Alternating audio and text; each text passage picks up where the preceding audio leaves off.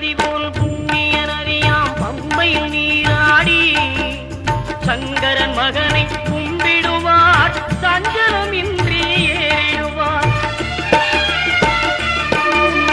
நீலிமலை ஏற்றம் சிவபாலனும் ஏற்றிடுவார். காலமெல்லாம் நமக்கே அருள்காவலனாயிருப்பார். தேகபலம் தா பாதபலம் தா தேகபலம் தா பாதபலம் தா தேகபலம் தா